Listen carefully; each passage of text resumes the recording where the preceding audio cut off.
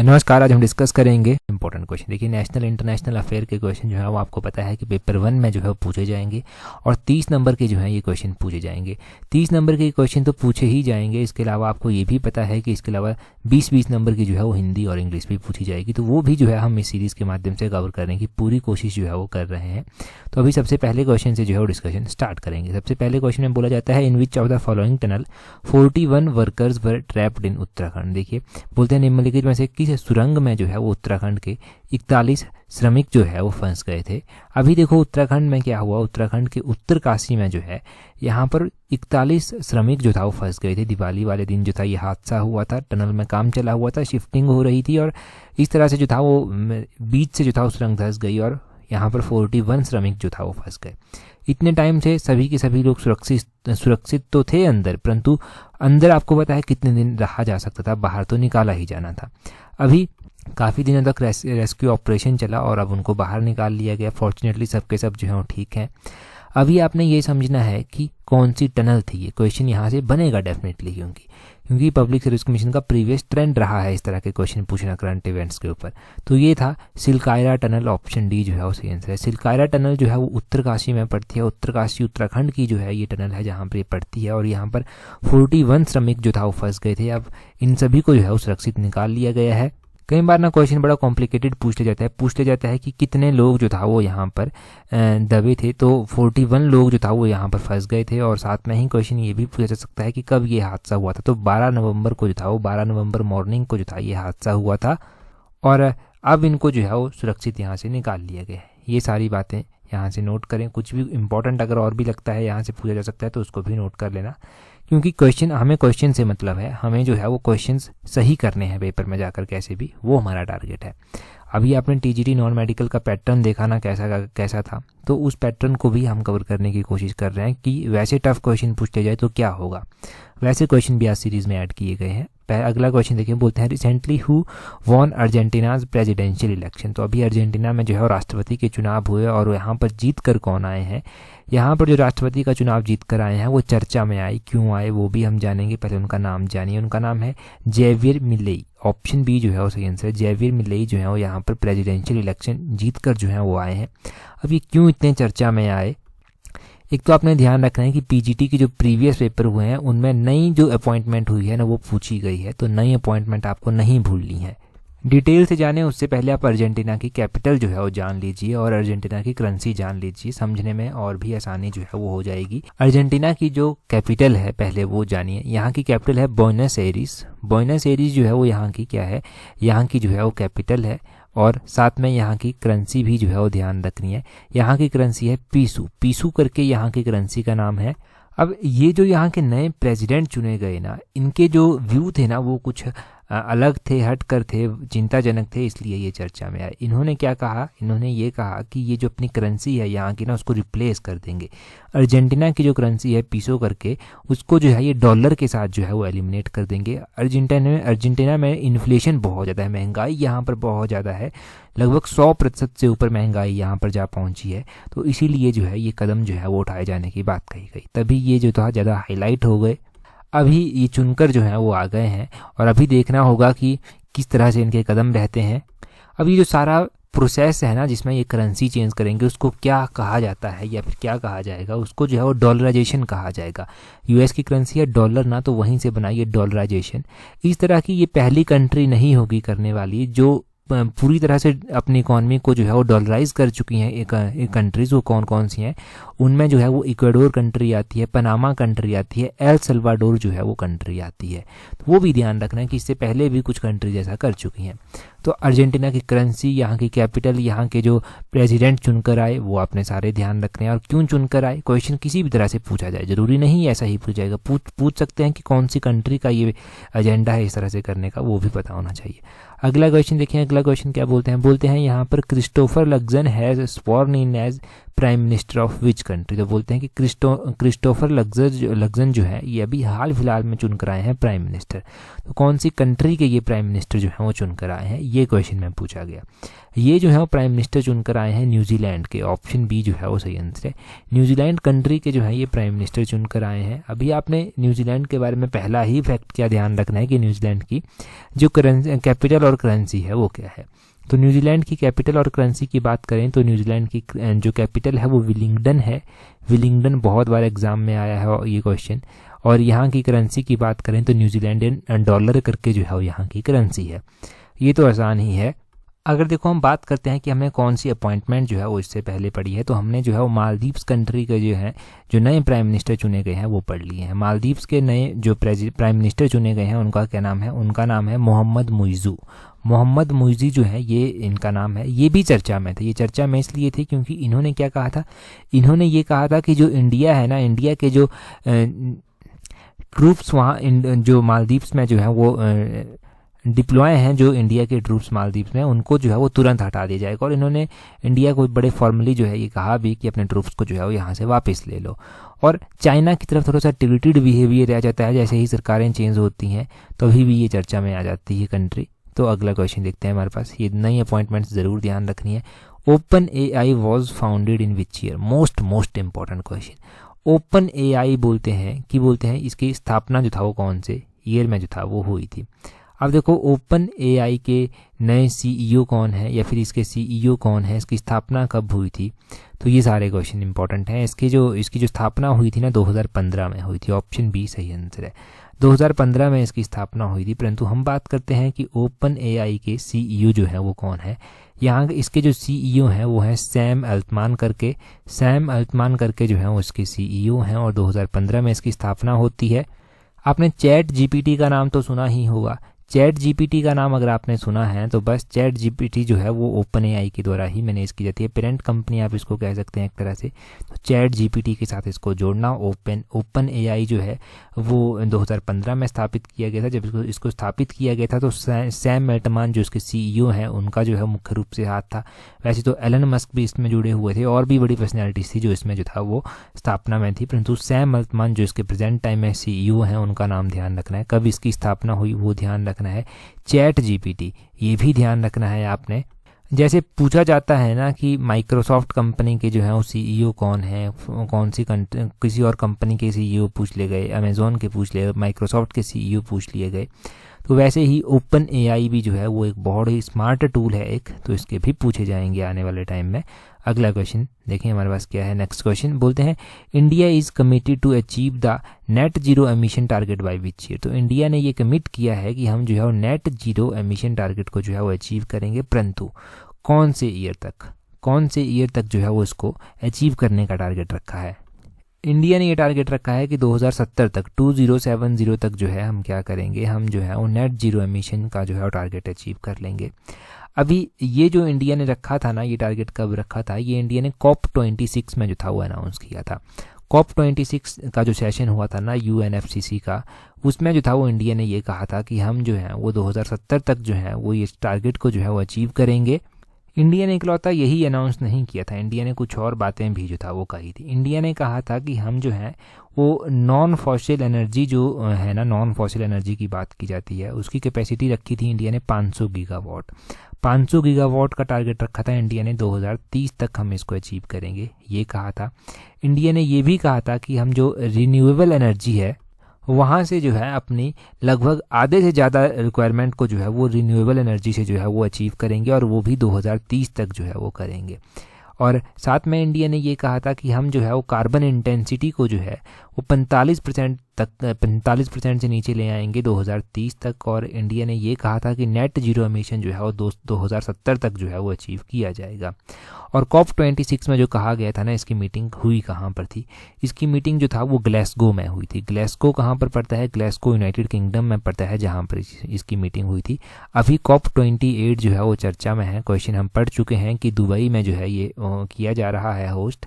तो दुबई में जो है, तो अभी पिछली एडिशन भी जो है वो चर्चा में आ रही हैं कि क्या क्या टारगेट थे। ये क्वेश्चन भी मोस्ट एक्सपेक्टेड क्वेश्चन है पीजीटी का, और पब्लिक सर्विस कमीशन का खास तौर पर फेवरेट क्वेश्चन माने गए हैं इस तरह के। अगला क्वेश्चन देखते हैं हमारे पास। यहाँ से काफ़ी जान लिया आपने, वैसे कॉप 26 का पता चल गया ना, कॉप 28 का भी आपको पता चल गया। बीच में एक ही तो कॉप बचा, कॉप 27। कॉप 27 जो था वो कहाँ पर हुआ था, कौन सी कंट्री ने इसको होस्ट किया था? तो कॉप 27 को 2022 में जो था वो इजिप्ट के द्वारा जो था वो होस्ट किया गया था। ये आपने ध्यान रखना है कि इजिप्ट शर्म एल शेख में जो था वो इसको होस्ट किया गया था, शर्म एल शेख में, ये ध्यान रखें। अभी कॉप 28 है जो UAE दुबई में जो है वो होस्ट किया जा रहा है। अभी हम जैसे जैसे क्वेश्चन बनते रहेंगे कॉप 28 से भी, उनको भी जानते रहेंगे। बोलते हैं total number of legislative assembly seat in Rajasthan. ये भी मोस्ट एक्सपेक्टेड क्वेश्चन है। क्यों है मोस्ट एक्सपेक्टेड? क्योंकि अभी ना कुछ स्टेट में इलेक्शन हो रहे हैं, राजस्थान भी उनमें से एक है, तो राजस्थान के बारे में मोस्टली क्वेश्चन बनने के चांसेस हैं। राजस्थान में कितनी जो है लेजिस्लेटिव असेंबली की सीट्स जो हैं वो आती हैं? राजस्थान में 200 जो हैं वो सीट्स आती हैं लेजिस्लेटिव असेंबलीज की। ऑप्शन बी सही आंसर है। अब इन सीट्स के ऊपर जो है वो इलेक्शन हो रहे हैं। Rajasthan in term of area जो है वो सबसे बड़ा स्टेट है इंडिया का, तब भी ये आपके लिए इम्पोर्टेंट हो गया। और ऐसे कौन कौन से स्टेट हैं जहाँ पर अभी जो है वो इलेक्शन होंगे?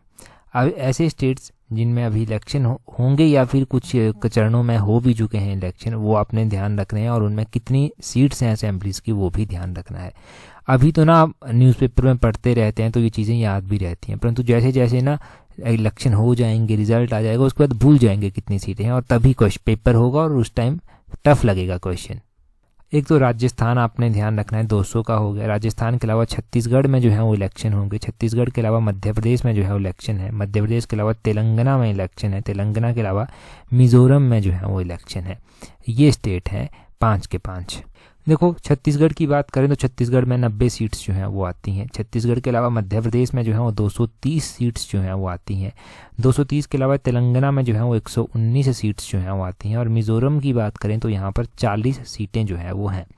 तो ये हैं लेजिस्लेटिव असेंबली की सीट्स, और ये सीट्स हमारे लिए इंपॉर्टेंट है। एग्जाम में डेफिनेटली क्वेश्चन यहाँ से बनेगा ही बनेगा। यहाँ से क्वेश्चन बनता है तो आपका क्वेश्चन गलत नहीं होना चाहिए। अगला क्वेश्चन देखें। अगले क्वेश्चन से पहले देखो, अगर आप बात तैयारी कर रहे हैं ना पीजीटी की, तो पीजीटी का आपको पता है पेपर 2 में तो आप नंबर ले लेंगे, परंतु नंबर क्लैश कर गए तो पेपर 1 के जो है वो नंबर देके जाएंगे, और पेपर 1 में होगी नेगेटिव मार्किंग। तो नेगेटिव मार्किंग में आपको पास भी होना है और टॉप भी करना है, ये दोनों चीज़ें करनी है। तो पीजीटी पेपर 1 की आप टेस्ट सीरीज़ जो है वो प्रैक्टिस कर सकते हैं। टेस्ट सीरीज़ का लिंक जो है वो नीचे डिस्क्रिप्शन बॉक्स में दिया गया है, कमेंट बॉक्स में दिया गया है। टेलीग्राम जो हमारा ग्रुप है ना वहाँ पर भी मिल जाएगा, टेलीग्राम चैनल पर भी मिल जाएगा, उसको ज़रूर ज्वाइन कर लेना, तो वहाँ पर मिल जाएगा। और जैसे ही आप टेस्ट सीरीज़ जो है वो अवेल कर लेंगे, परचेज़ कर लेंगे, तो आप टेलीग्राम जो अलग से टेस्ट सीरीज जिन्होंने ली है ना, उनका एक अलग से टेलीग्राम ग्रुप है, उस ग्रुप को जरूर ज्वाइन कर लेना, वो बहुत ज़रूरी है।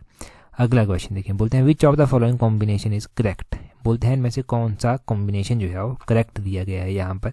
एक तो देखो ये भी चर्चा में आया था फिलहाल तो हम जानेंगे कि उरी अटैक हुआ था। उरी अटैक जो था वो कौन से ईयर में जो था वो हुआ था। उरी अटैक देखो ये क्या 2016 में हुआ था। दूसरा हमारे पास दिया गया है यहाँ पर बालाकोट होगा, बालाकोट एयर स्ट्राइक होगा। बालाकोट एयर स्ट्राइक क्या 2019 में हुई थी। और इंडिया का जो चाइना के साथ ईस्टर्न लद्दाख में स्टैंड ऑफ हुआ था, आमने सामने दोनों सेनाएं जो था वो आ गई थी, क्या वो 2020 में आई थी। तो अब आपको बताना है कि कौन सा सही है। अब उरी अटैक की बात करें तो बिल्कुल सही बात है, ये 2016 में ही जो था वो हुआ था। उरी अटैक तो 2016 में ही हुआ था, ये पहला तो सही हो गया। बालाकोट एयर स्ट्राइक की बात करते हैं तो ये भी 2019 में ही हुई थी। और स्टैंड ऑफ की बात करते हैं तो चाइना और इंडिया का हुआ था ईस्टर्न लद्दाख में, वो 2020 में ही हुआ था, कोविड भी था उस टाइम।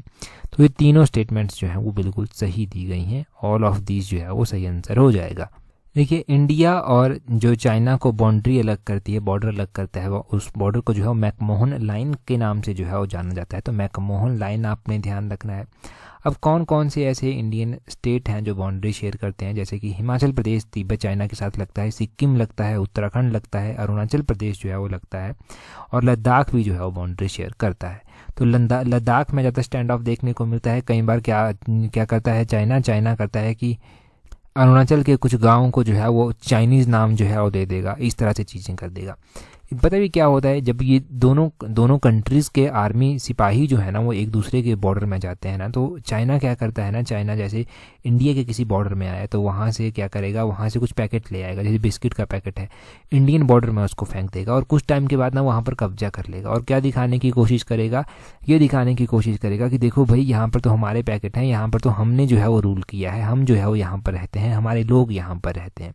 तो वैसा ही है, चाइना के नाम कुछ जो है वो, जैसे मान लो अरुणाचल है, अरुणाचल के कुछ एक विलेजेस को चाइना के नाम दे देगा, वहाँ पर अपने लोग जो है वो धीरे धीरे कॉलोनीज के रूप में वो बना लेगा। फिर कल को जो है वो लोग भी डिमांड करेंगे चाइना की ओर जाने की और चाइना के पास स्ट्रॉन्ग एविडेंस हो जाएंगे। तो इस तरह से ना चाइना की ये पॉलिसी रहती है, इसको ट्रैपिंग करने की पॉलिसी कह सकते हैं आप, ट्रैप इस तरह से चाइना करता है। अगला क्वेश्चन देखें क्या बोलते हैं by which year ISRO wanted to set up its space station. तो बोलते हैं कि कौन से साल तक इसरो जो है वो अपना अंतरिक्ष स्टेशन जो है वो स्थापित करना चाहता है। इसरो देखो हमारा अपना अंतरिक्ष स्टेशन जो है वो नहीं है, जो इंडिया है ना, इंडिया का अपना स्पेस स्टेशन है नहीं। तो इंडिया ने ना स्पेस स्टेशन के लिए बात कही है कि 2035 तक, ऑप्शन बी सही आंसर है, 2035 तक जो है हम अपना स्पेस स्टेशन जो है वो स्थापित कर लेंगे। तो 2035 तक इंडिया ने ये कहा कि हम अपना स्पेस स्टेशन जो है वो स्थापित कर लेंगे। और ये बात जो है वो प्रधानमंत्री नरेंद्र मोदी ने भी जो था वो इसरो के चेयरमैन को कही थी कि जो भारत है ना उसका अपना एक स्पेस स्टेशन होना चाहिए और आप कोशिश कीजिए कि 2035 तक जो है हम इसको अचीव कर लें। और ये भी कहा था कि हम मून पर अपने इंसान भेज सकें यहाँ से, वो 2040 तक जो है ये करने की संभावना जो है वो बनाए। इस तरह से मेहनत करें, इस तरह से काम करें, तो ये कहा गया था। आपको पता है कि इसरो के प्रेजेंट टाइम में चेयरमैन कौन है? बड़ा बेसिक क्वेश्चन है। इसरो के प्रेजेंट टाइम में चेयरमैन एस सोमनाथ हैं। और इसरो की स्थापना कब हुई थी? तो इसरो की स्थापना जो था वो भी आपको पता है कि कब हुई थी। इसरो की स्थापना 1969 में उसकी स्थापना हुई थी। और अगर हम बात करते हैं कि इसरो का हेडक्वार्टर जो है वो कहाँ पर स्थित है, तो आपको पता है कि बेंगलुरु में जो है वो इसका हेडक्वार्टर जो है वो स्थित है। जब भी इसरो की बात हुई है तो मैंने आपको एक बात ज़रूर जो है वो बताई है, मैंने आपको बताया है चंद्रयान 3 जो हमने लेटेस्ट लॉन्च किया है उसकी लॉन्चिंग डेट क्या थी और कब वो वहाँ पर लैंड किया था जाकर।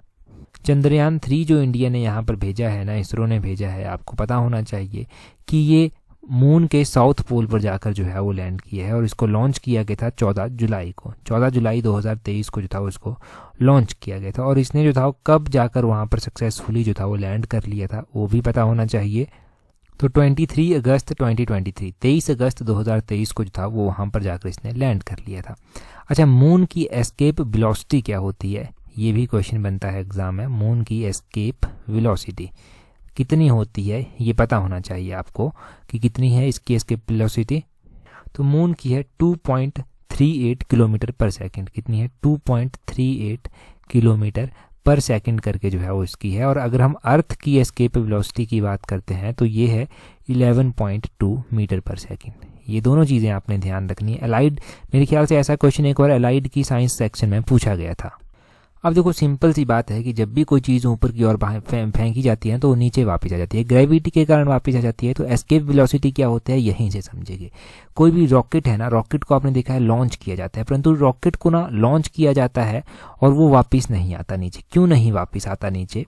क्या है जो उसको स्पेस से बाहर निकलने में हेल्प करता है? तो वो क्या है? वो एस्केप वेलोसिटी ही आप समझ लीजिए, क्योंकि जिस स्पीड के साथ उसको लॉन्च किया जाता है ना वो अर्थ की एस्केप वेलोसिटी होती है। अगर किसी चीज़ को ना 11.2 किलोमीटर पर सेकंड की स्पीड से आप फेंकते हैं ना ऊपर की तरफ तो वो नीचे नहीं आता। रॉकेट के साथ वैसा ही होता है कि उसको 11.2 किलोमीटर पर सेकंड की स्पीड से ऊपर की ओर फेंका जाता है और फिर वो नीचे नहीं आता, स्पेस में जो है वो एंटर कर जाता है। और हर एक प्लेनेट की एस्केप वेलोसिटी जो है वो अपनी अपनी होती है।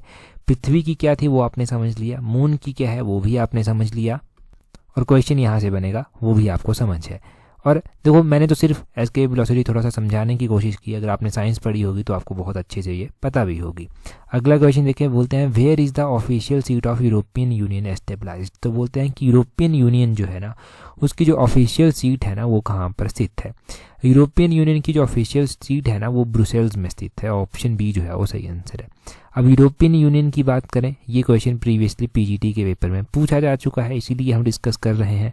तो यूरोपियन यूनियन की स्थापना कब हुई थी? 1993 में जो था वो इसको स्थापित किया गया था। 1993 में ये ज़रूरत पड़ी कि यूरोपियन यूनियन जो है वो होना चाहिए, इसमें अलग अलग कंट्रीज जो हैं वो हैं। अब देखो यूरोपियन यूनियन की अगर हम बात करते हैं ना, तो यूरोपियन यूनियन में ना 27 स्टेट या फिर 27 कंट्रीज जो हैं वो आती हैं।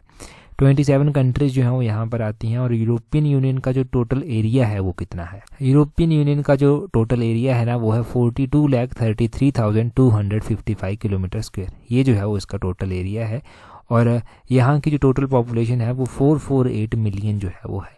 यूरोपियन यूनियन का एक तरह से आपको इसकी जो सीट है, कहाँ पर है आधिकारिक सीट, वो पता चल गया। एक तरह से इसका हेडक्वार्टर कहें तो वही क्वेश्चन ये पूछा गया था। 1993 में इसकी स्थापना हुई थी। 27 कंट्रीज जो हैं वो यहाँ पर आती हैं। यूरोपियन यूनियन जो है वो G20 का भी मेंबर है, तब भी इम्पोर्टेंट है। अगर अब ये क्वेश्चन पूछा गया ना किसी भी फॉरम में, तो मुझे पता है आपका क्वेश्चन गलत नहीं हो सकता। अगला क्वेश्चन देखें। बोलते हैं the great mosque of Kilwa is located in which of the following country.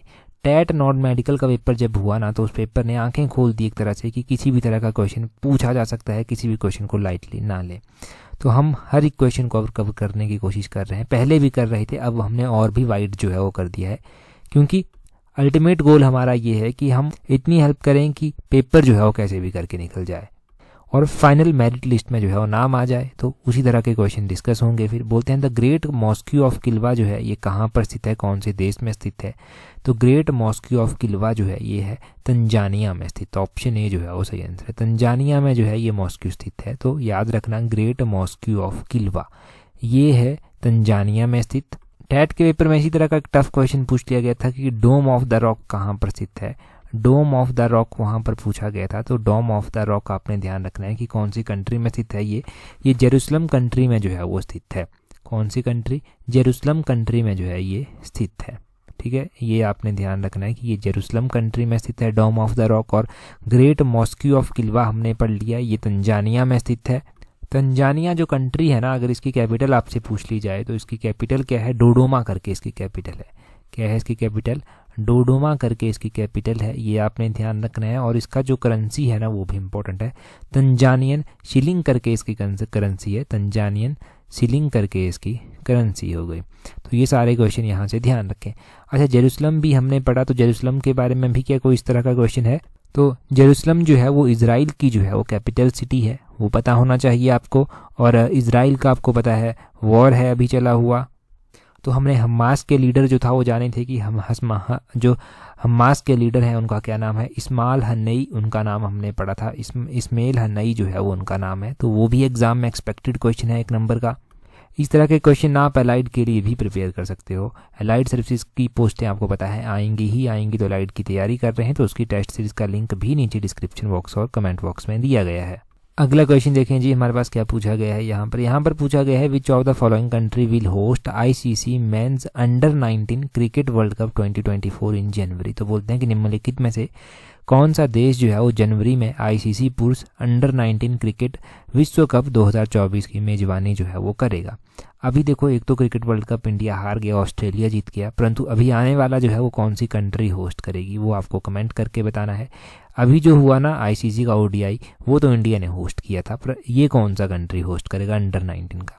Comment करके अभी बताएं। लास्ट एडिशन में हमने डिस्कस किया था। टेलीग्राम पर अगर आप अभी तक नहीं जुड़े हैं ना, जहां पर आपको हर एक इंपॉर्टेंट अपडेट मिल जाएगी, टेलीग्राम पर जुड़ने के लिए अपने टेलीग्राम से @allexam31 इस तरह से सर्च करना, टेलीग्राम चैनल जो है वो मिल जाएगा। टेलीग्राम पर जुड़ जाएं, डेफिनेटली आने वाले एग्जाम्स में हेल्प मिलेगी, जैसे कि पहले भी जो है वो मिलती रही है।